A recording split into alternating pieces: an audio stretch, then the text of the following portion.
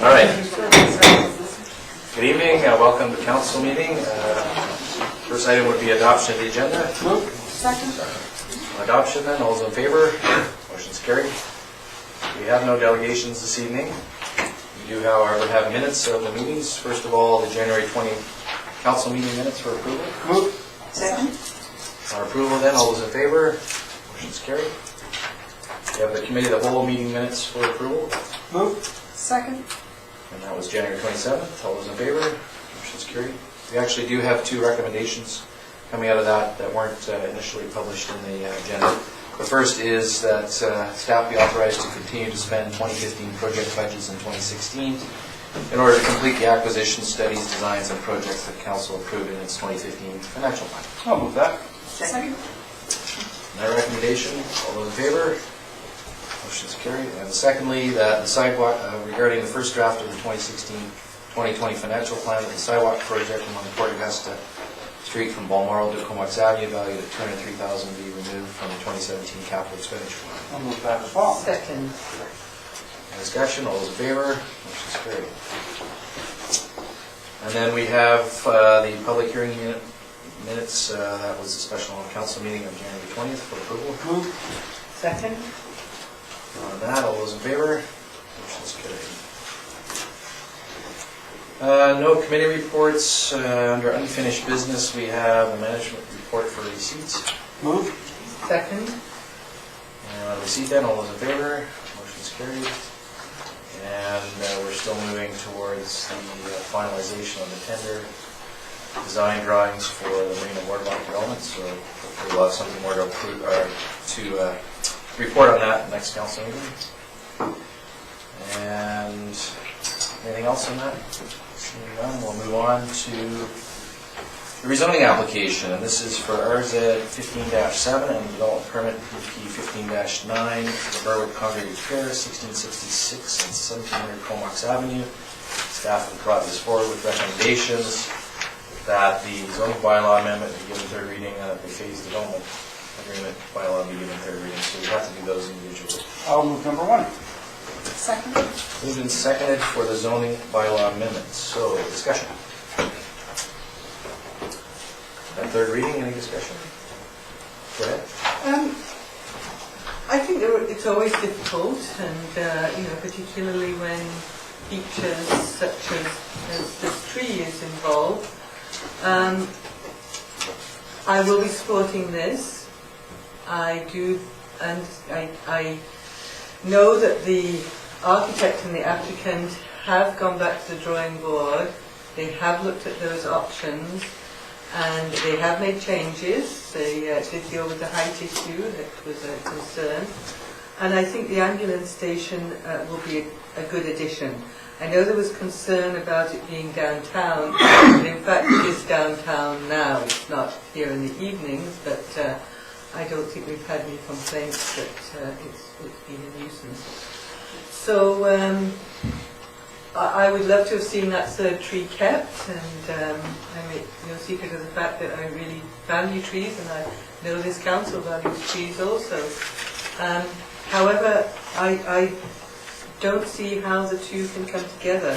I would like to see that we make sure that the remaining two trees are protected, if we can add that into our requirements, that the snow fencing goes up, and they did speak to the planting of species that grow in that ecosystem, and so I would like to see that happen, and maybe they want to connect with the Gary Oak Preservation Society that we have here to look at the replanting of that area with native species.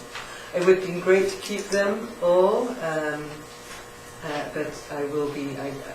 It's either now. I don't see that there's any more changes we can make. So it's either accepted or rejected, and so I will be supporting it. And I'll just draw your attention to the outstanding items for Schedule 1, which would be have to be dealt with prior to adoption of these bylaws.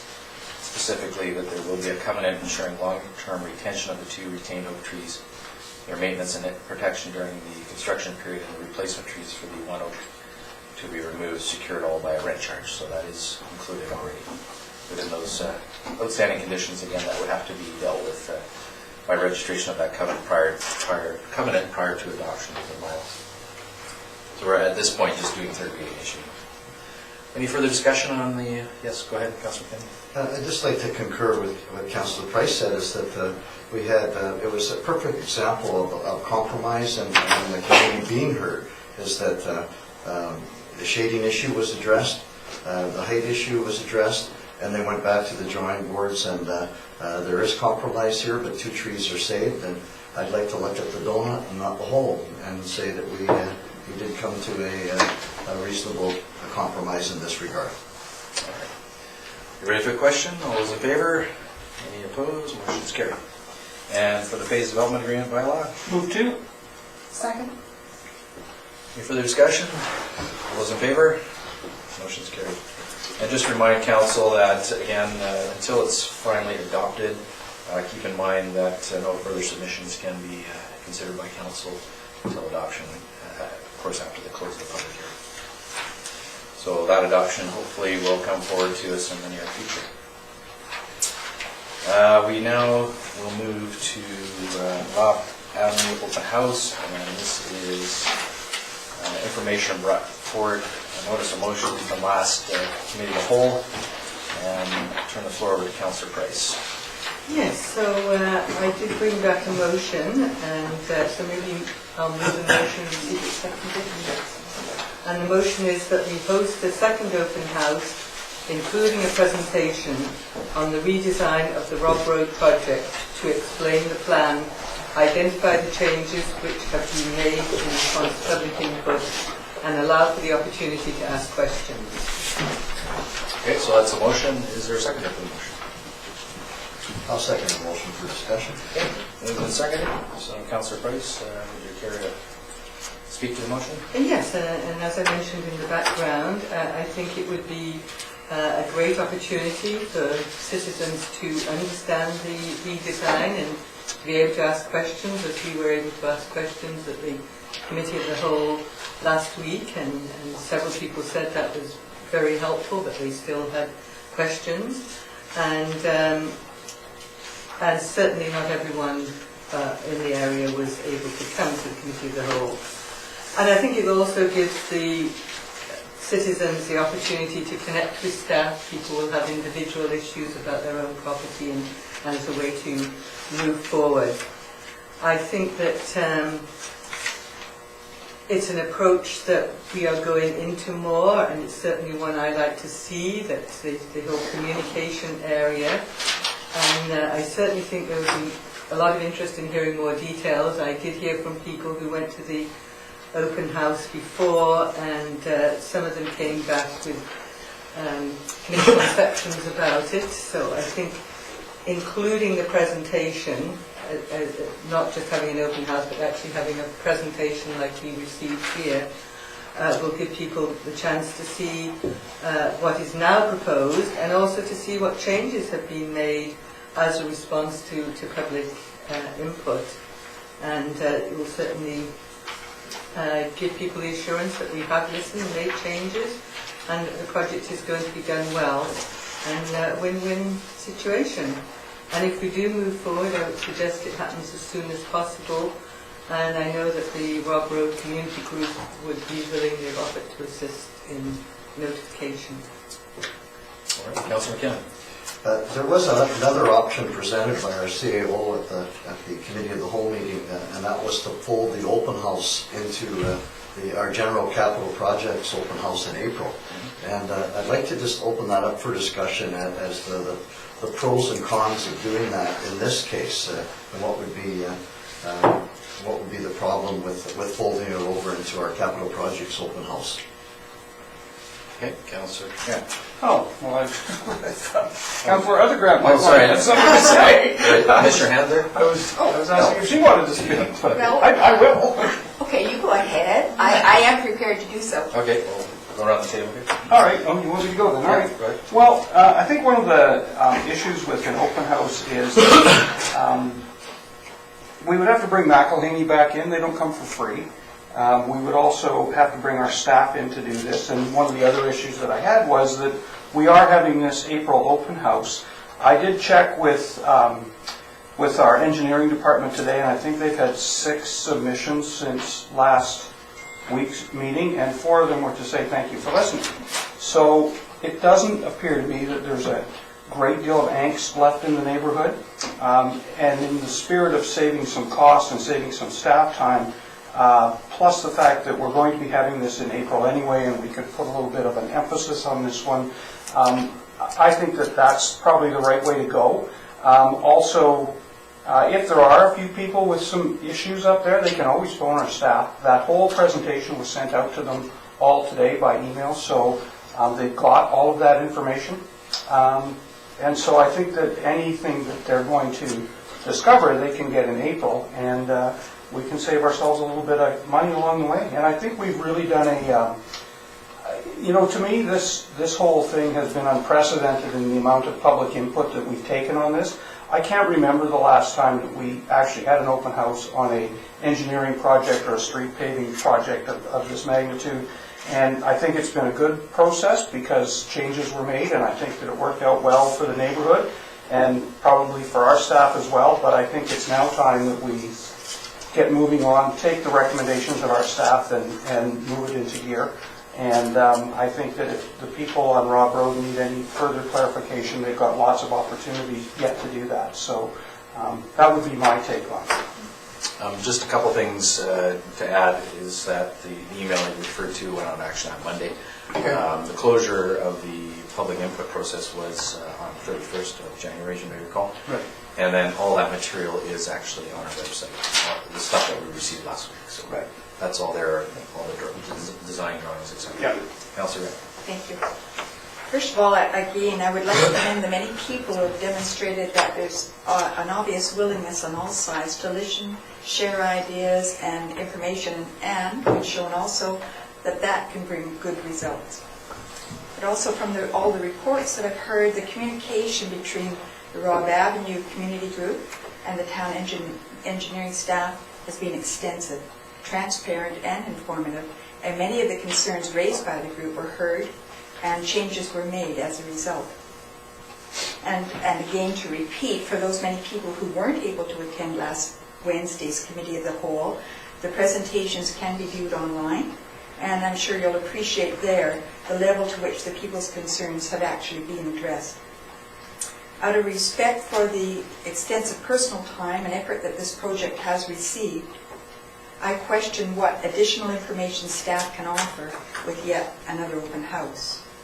Our engineering staff have worked hard to make this right for the Rob Avenue residents, as have the Rob Avenue Community Group. I think the mission is accomplished, our town is better for it, and I think it's time to move on. Thank you. Councillor Swift, do you have anything to add? Well, I guess I've been torn because I believe that having an open house kind of closed the circle and would make the whole process complete. The problem with an open house is if people are led to believe that there's going to be further changes as a result of it. Hearing the thought again of perhaps rolling it into the open house in April maybe makes the most sense, given that all the other information has been forwarded to the people that are concerned. Yeah, and maybe that's the sentiment. A friendly amendment to this could be along the lines of that that we host at the April open house. That at the April open house we include a presentation on the redesign, etc. The rest of the wording there, so that there would be a presentation on that specific project, but that it would occur during the April open house, as opposed to having one in between now and then. So that might, I don't know if that's a friendly amendment, but that would be an amendment that you could consider. I think it probably would be good to have it as a subsequent motion.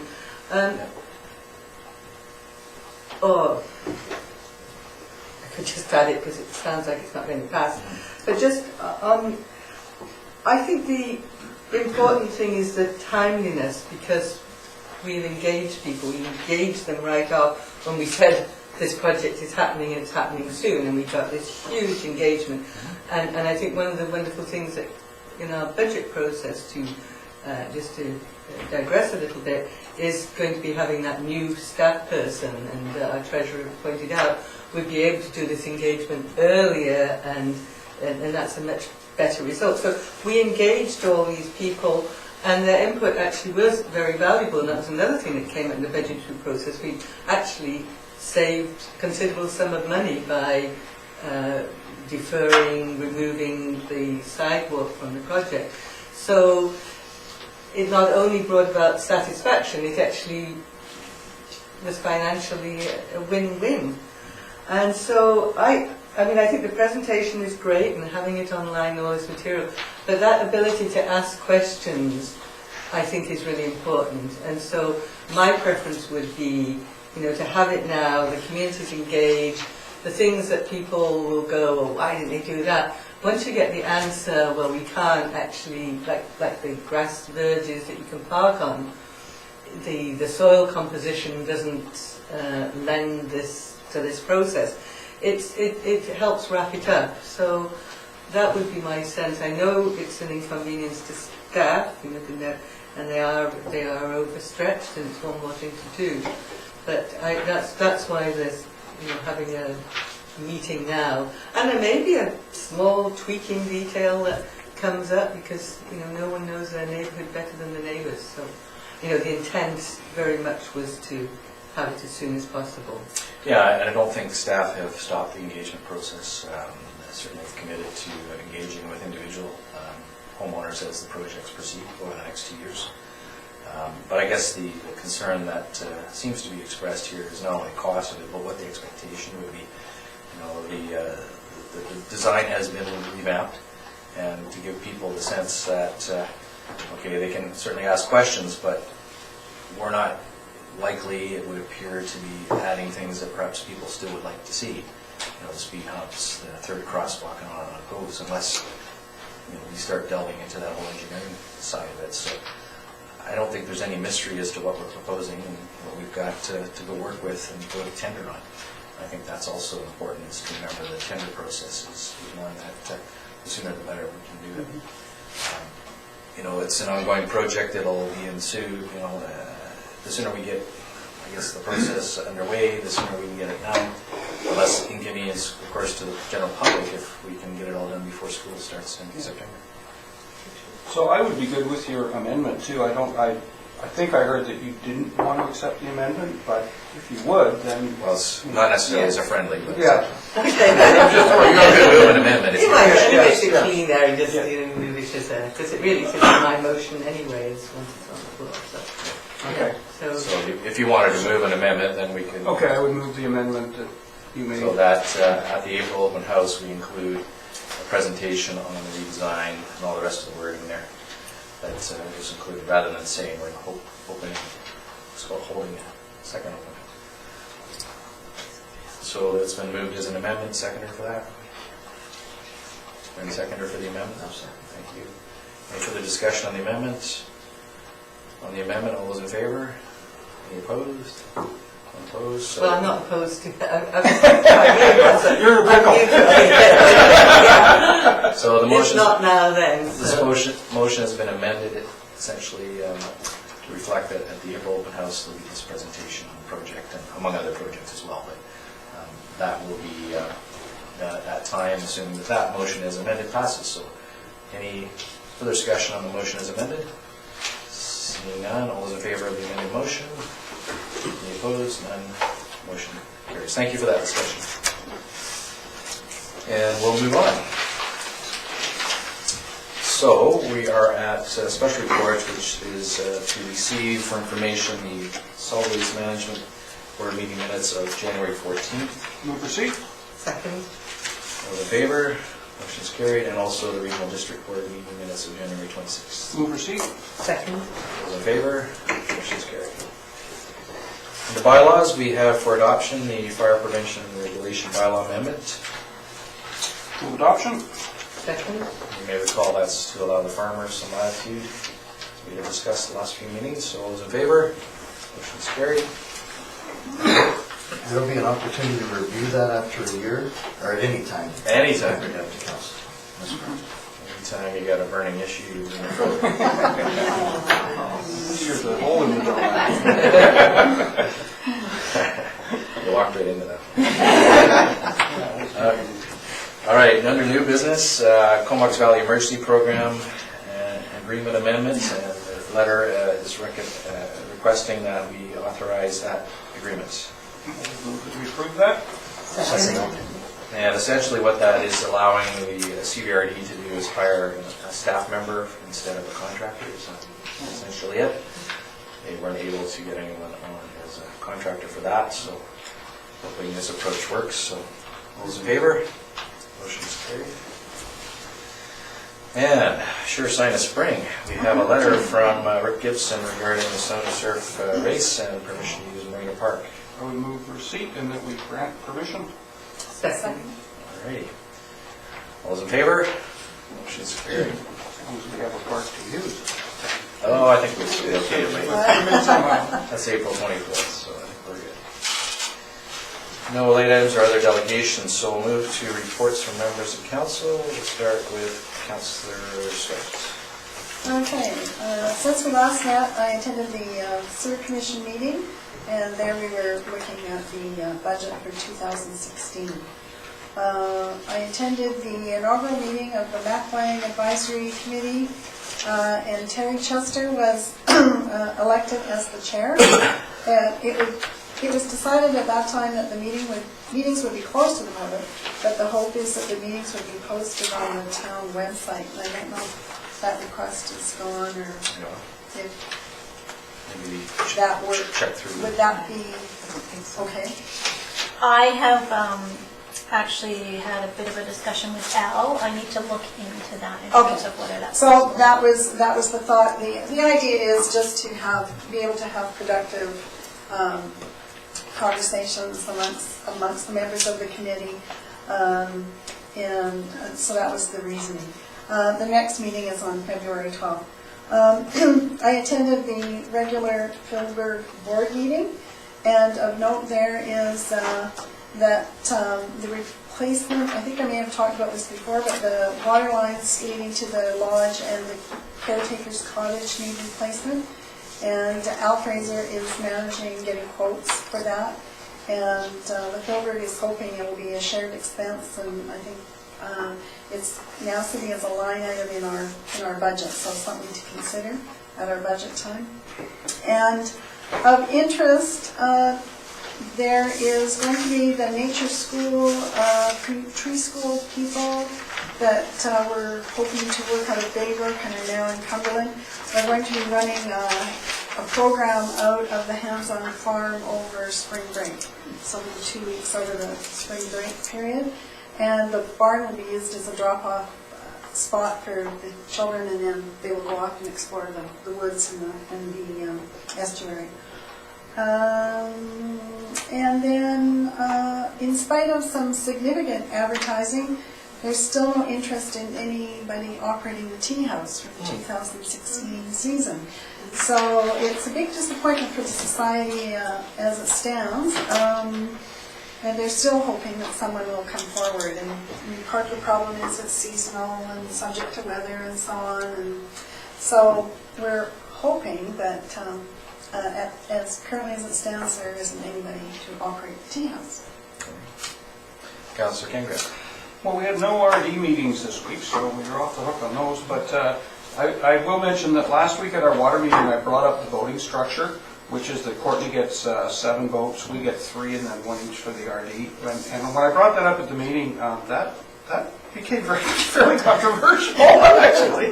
I thought I was just going to mention that we weren't really very happy with the fact that that's the structure, and Courtney really seemed to take that to heart, and apparently we should just trust them. But it bothers me every time when we have a committee that has enough power at a committee like that to override the entire rest of the board. So in other words, if Comox and all the RD directors really didn't like something, they still have the power to push it through. And that's a lot of power for someone when we've got a lot of money invested in that infrastructure. So it's almost like they protested too much or something, I thought. But anyway, I also attended on Councillor McKinnon's behalf the BIA meeting last night. And they have their new walking brochure is just about ready to go to press, and it's the same format as before, but it now folds down and it's got 2 bigger maps on it, so it's pretty impressive looking, and lots more new pictures and some new stuff on it, so it's pretty good. And they've got several other marketing initiatives that they're doing. The discussion was that the building at the bottom of Church Street over here has sold to someone from Alberta, and so whether or not that's fact or not, but it seemed to be a fairly solid, and they're hoping that that will generate some new tenants and things in there. And they also expressed their concern about our 2.7% tax increase, because you have to remember that they pay close to or just over 3 times the residential rate. So we will be getting a letter from the BIA on that. Not happy about tax rates. So, and that's about it. But we have a policy, don't we, of 1% below? Yes, we actually reduce it. We reduce the increase by 1%. Tom can probably explain it better than I can, but All right. Well, yeah. So we are working towards. They're aware of that. They are aware of that. Yes, that came up too, but they still don't like it. Fair enough. So We will be getting a letter. Okay. Councillor Martin. Regional Library was my focus this week, and they had their AGM, 5-year highlights on the period between 2011-2015 were quite significant. We have first launched a new integrated library system and public catalog, built or refreshed 10 library facilities, and 9 more are works in progress. We increased the e-library circulation by 475%, developed a new internet for staff, introduced system-wide programs and accompanying program guides, launched a new website, created a rural operation manual, and developed a trustee website. And in addition, they are proud to announce that they had 2.5 million visitors per year, which is obviously a very big and growing business, and many people are reading.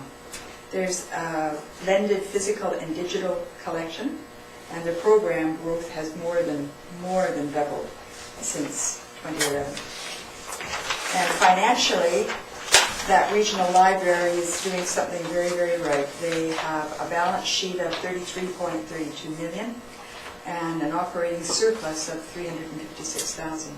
So congratulations, they are working hard.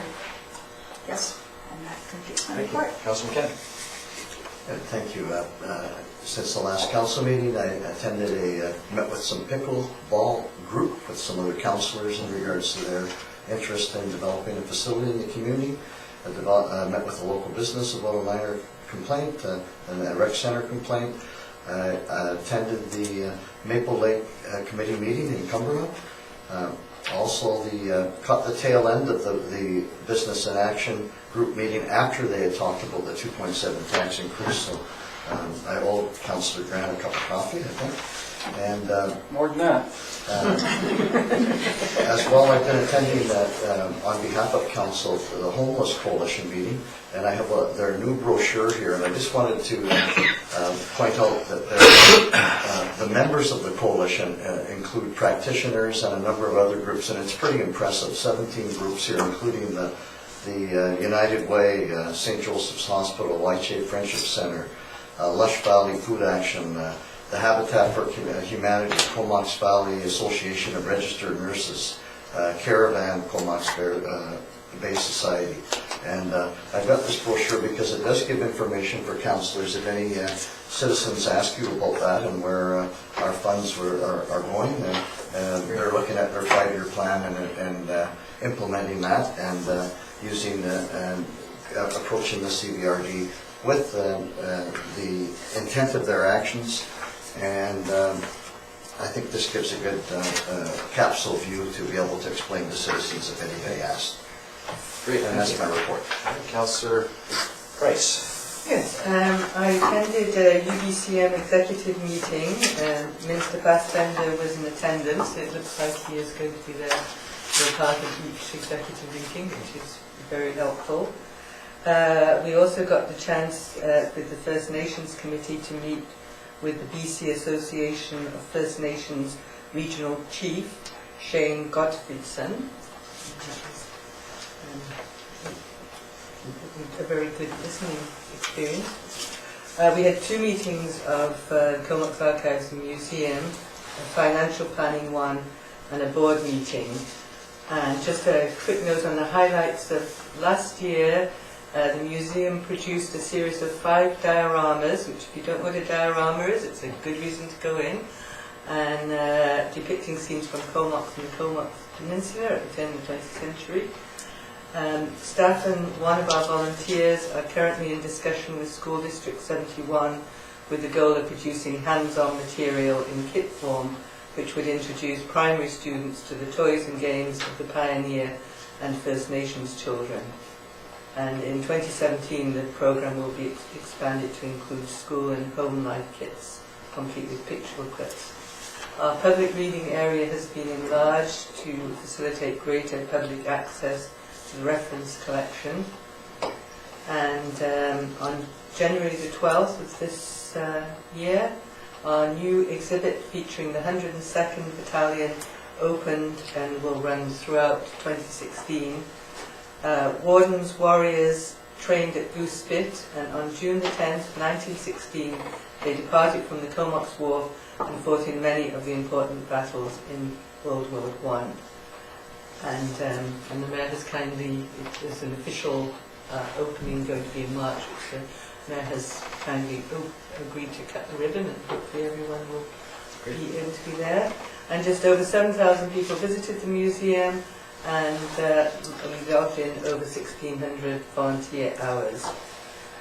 And as you all know, our curator died, Kay Butler, and there is going to be a memorial on Saturday, 11 o'clock, the Lion's Den.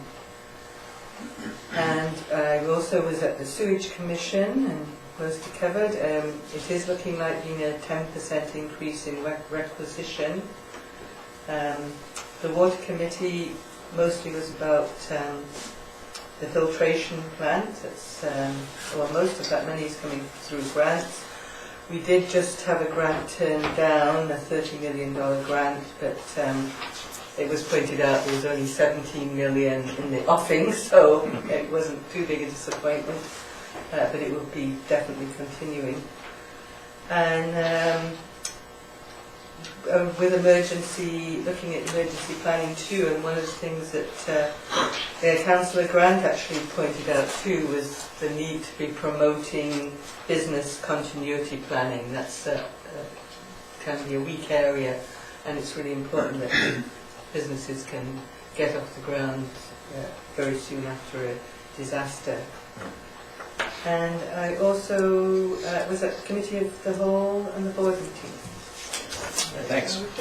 I would just add too on the pickleball thing that you talked about. I also met with those, well, a bunch of us did, and I went down to see Darcy Walter at the Regional District Sports Center, and he suggested that they could use the ice rinks for pickleball in the summertime because they're sitting empty anyway.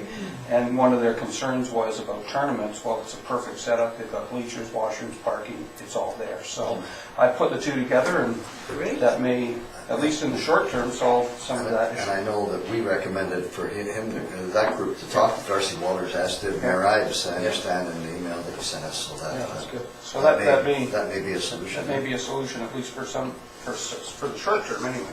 It's not outside, but it's a pretty good solution. Yeah, I mean, they do play some lacrosse indoors, but I'm sure they can work around that. Be a way to work around it, yeah. Good. Now for the retractable roof.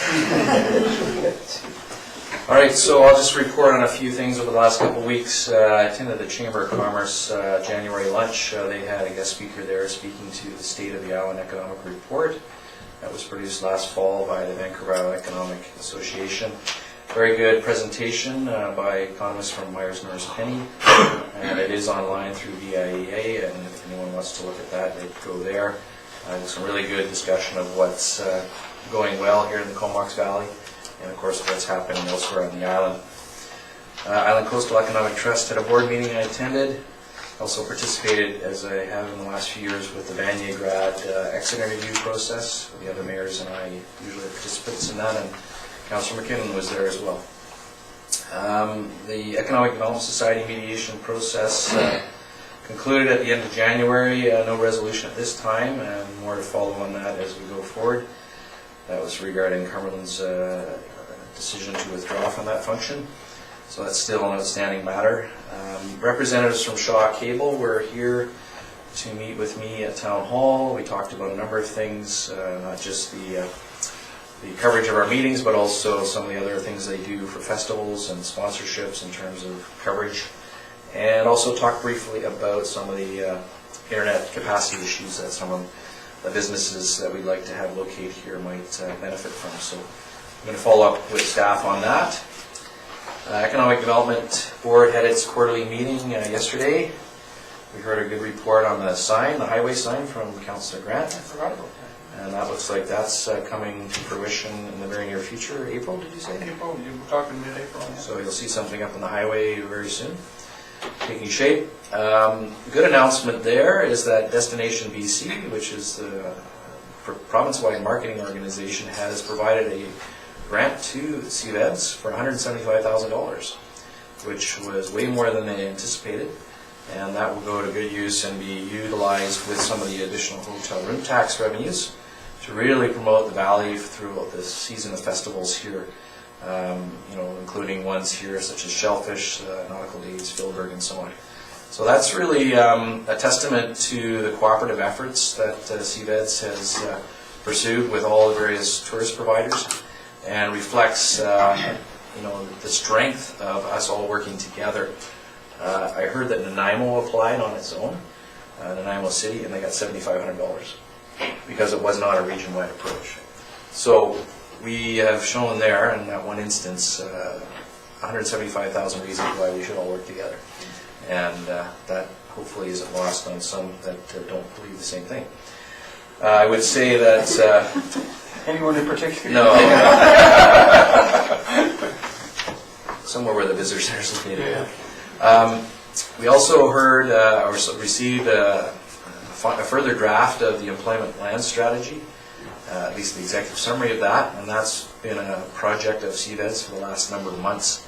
And that should be concluded here in the middle of April, or middle of February, sorry. And it'll be presented to the Regional District Board and maybe to all the councils. And that highlights some of the opportunities and challenges for developing some of the industrial lands, Bevan Road, for example, in Cumberland, airport lands here in Comox, and other areas within the community. So that's good to see that project coming to a conclusion, and there'll be some good things for us to act on in terms of moving those things forward. Some of it may be simple bylaw changes. Also good news, the Seafood Expo Shellfish Festival is all raring to go. There'll be an official launch of that event in Vancouver on March 2nd. I hope to attend that. And that's a precursor to the Boston Seafood Show where it will be promoted. And then into June, there'll be those 2 weekends in June following FCM that you'll see a full range of events here in Comox and also in Courtenay. So that's a big project for the staff at CVEDS, and they've got it well in hand.